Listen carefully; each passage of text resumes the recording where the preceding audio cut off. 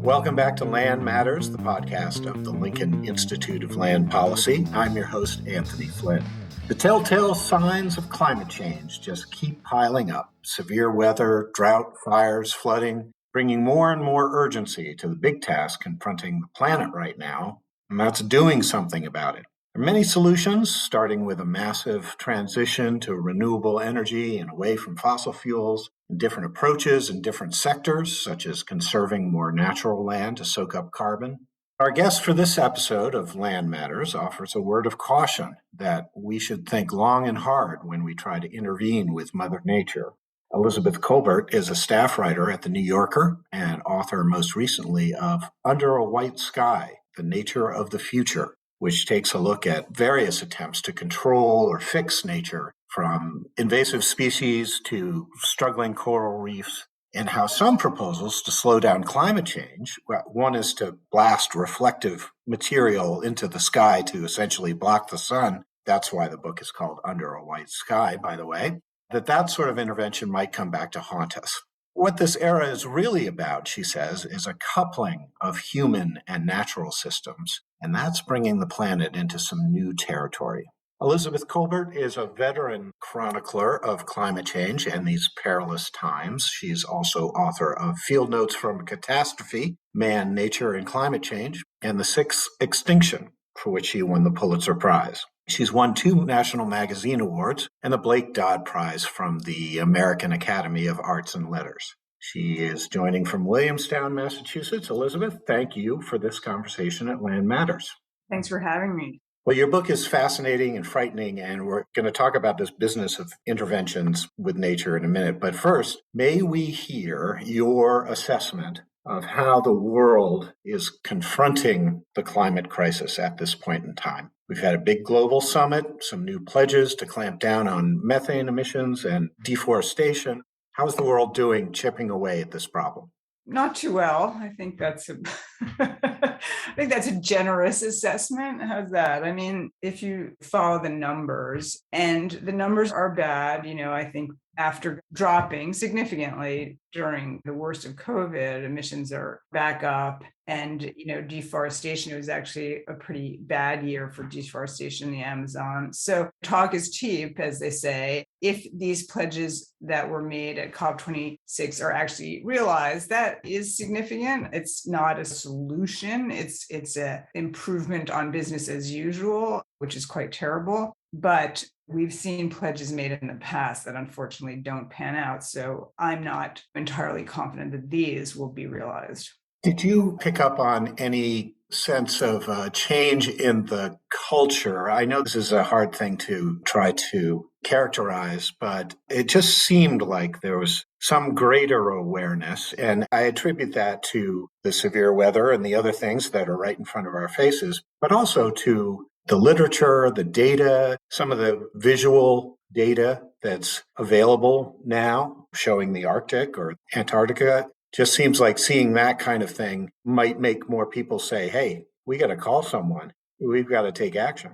I do think there's certainly greater awareness. And I think there is, even in many parts of the country and many parts of the world, a greater sense of urgency. There are 2 problems here. A lot of times when the proverbial rubber hits the road, that's when we get into trouble. And, you and I are speaking literally on a day in which the $2 trillion plan that was supposed to have a lot of money for climate measures for reducing emissions seems to be dead in the US. So, when you actually get to, okay, let's do something, then the details of what to do, which are hard. I do want to say that and acknowledge that. I think it's important to acknowledge it. It's not like this is a problem that has an easy solution. We're talking about completely transforming the world economy. That's the bottom line. At a moment when people are very worried about jobs and inflation and COVID. And, so these are not easy things to tackle. It's not easy for the world to get on the same page and say, okay, this is our priority. But I kind of guarantee that 30 years from now, people will look back and say, oh, it should have been your priority. Well, picking up on doing something. Let's turn to some of the interventions you write about in Under a White Sky and what lessons are in those stories as we try to tackle climate change in different ways. This may be hard to do, but do you have a favorite well-intentioned intervention that had a bunch of cascading consequences? Is there something that's particularly sort of filled with possible lessons? Well, this story in the middle of the book, which is about the cane toad in Australia, which was released in the 1930s, in this well-intentioned but completely misguided effort that these toads, which are native to Central America, were going to help control pests in the sugarcane crop, which is very important in northeastern Australia. Toads were not helpful in that way at all, but they were prolific breeders and continue even to this day. So in 2021, as we speak, they're still continuing to spread around Australia. And they've really wreaked ecological havoc. They're very toxic. So the native wildlife in Australia chomps on them and dies. That has led to a new round of thoughts about what they should do about that to try to control this thing that was brought in as an agent of biocontrol. So that's one pretty classic story of humans doing something, in this case, moving a species around the world with benign intent, but disastrous consequences. You handle this beautifully in your book in terms of this moment in time addressing the climate crisis. I wonder if you worried at all that looking at these stories might make scientists and others too cautious, or is there such a thing? Holding back and doing nothing also doesn't seem like it's a good option. So tell us a little bit about how you wrestled with that, because most of these stories don't turn out terribly well. That is a very good point, and something that I really wrestled with in writing the book. The message that I am trying to convey is we've gotten ourselves in a pretty big jam, and to most of these issues, there are not easy answers. There are only a lot of trade-offs. And we should think very carefully before plunging into the next round of interventions, because our record in thinking through the consequences is not great. And our tools for intervening are becoming ever more powerful. And that's very tempting on one level, because the chapter on cane toads, for example, in Australia, they're talking about genetically re-engineering cane toads, for example, to be less toxic. Now, that's a fascinating idea. I want to say that is a truly fascinating idea and amazing technology. And these gene editing technologies are just incredibly powerful, both for good and for ill. And we lack the tools. As many people would say, this is hardly a novel observation, but we, so far at this point, really seem to lack the tools to make these decisions in the best possible way. We still do things, and this partly has to do with, national boundaries and very different competing agendas, but we don't have what social science would call the governance tools for a lot of these technologies, and we need them pretty desperately. Well, yes, I think desperate is the key word. But I think part of what you're saying is that, and this is what scientists and engineers do, right? Is they do the testing and run through the scenarios. So that should be the filter for any proposals like what you write about that have to be thought through. Yeah, that should be the way that we deal with problems. But if COVID has really taught us anything, it is that the optimal decision-making and the actual decision-making are two very radically different things. And I would say one of the key points I would make about Under White Sky is I don't propose to have the answer to these issues. I think that I'm trying to tell what I think is sort of the story of our time, which is that we reach, and COVID is a really good example of this, we create a problem. COVID is definitely a human creation, wherever it came from, whether it came from a lab leak, which is unlikely but not impossible, or whether it was just what's called a spillover event, where it is a virus that jumped species and managed to infect humans from another species. Because of our globalized society, when the Chinese learned that they had this novel coronavirus spreading, community spread, had they taken really, really direct action immediately, as soon as possible, to shut that down, to shut Wuhan down and not let this thing spread, it is possible that we could have contained it. But they didn't, right? Politics intervened. And the virus was pretty soon everywhere. And because we're such a globalized society, we can never keep things contained. Omicron, travel bans, that's not going to do anything. It's already everywhere. Then we are incapable, for all sorts of reasons, of doing the social control measures, following the social control measures that might rein in a disaster. And then we reach for the techno fix. We say something's going to save us. In this case, it is supposed to be, and to a certain extent has been, vaccines. But then all of the other problems of the world kick in, the inequitable distribution of technology, and so on. And the fact that the virus is a natural agent, which is very adept at evolving to evade our best efforts and best thinking. And we're sort of learning in real time what it means to try to grapple with one of these coupled human and natural systems that is COVID. I think we can all agree, whatever position you're in, whatever side of this story you're in, the results are very dispiriting.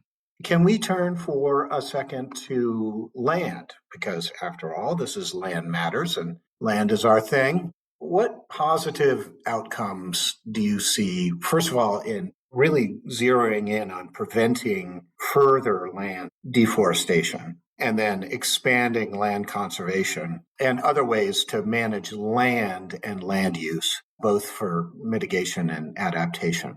The idea of forest ecosystems soaking up carbon, facilitating biodiversity. Can land be a case where we sort of let nature do its thing? Well, absolutely. And I think the first step is stop making the hole deeper, stop deforestation.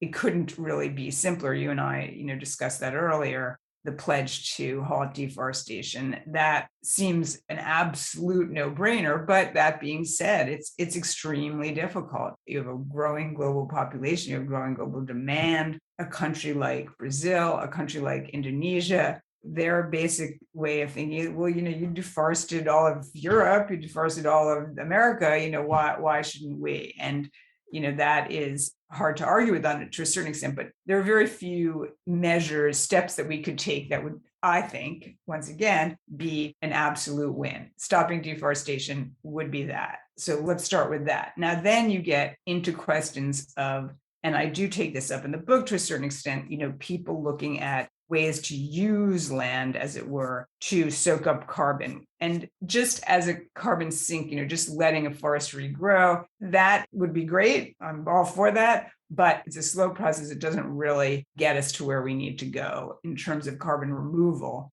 And so there are all sorts of schemes, some of which, sound comical. You grow trees and you cut them down and then you bury them in trenches to prevent them from rotting. I mean, you have this natural cycle. Forests take up carbon when they're growing, but they give it back up when the trees die. So you need this constant process of, well, we're always going to be growing. We're never going to be, rotting. And that's really hard to arrange. So you get some pretty interesting and somewhat crazy sounding plans. You could grow trees, you could dump them in the bottom of the ocean. I mean, these are serious proposals or semi-serious proposals. How's that? We began talking about more awareness and more people communicating artfully about the problem as you do. What do you keep in mind as you think about effective storytelling in this space? And I was thinking about this for the reader. It's easy to get terrified, for one thing, but also this entails a lot of science and engineering and some technical material.